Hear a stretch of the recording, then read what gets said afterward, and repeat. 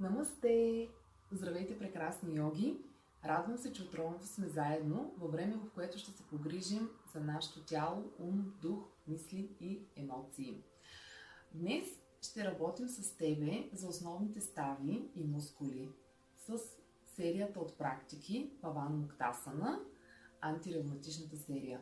Тези практики са подходящи за всички, за млади, за стари, за хора, които са изключително здрави и за такива, които примерно се възстановяват от някаква болест, за хора, страдащи от артрит, ревматизъм, сърдечно-съдови заболявания. Изключително леки, на пръв поглед прости упражнения, обаче с огромен ефект върху нашето тяло. Важно е, когато практикуваме, наистина осъзнатостта и вниманието да бъдат насочени към съответната част на тялото, която в момента ще бъде раздвижвана. Това го правим, за да усетим точно тези финни промени, които ще настъпят в нашето тяло. Как ще се промени самата енергия, която протича.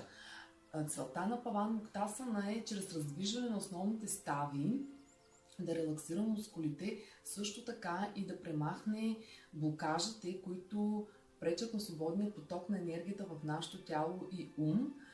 Тези блокажи, разбира се, могат да бъдат причинени от неправилен начин на живота, неподходящи пози и могат да бъдат много причините. Но редовното практикуване на Паван Муктасана ще възстанови именно този баланс в тялото, ще премахне блокажите от енергийните канали на ставите, ще релаксира мускулите и ще бъде една добра основа за по-нататъчната ви йога практика. Наистина може да се практикува ежедневно и моята препоръка е практикувайте осъзнато, а не движенията да се правят механично.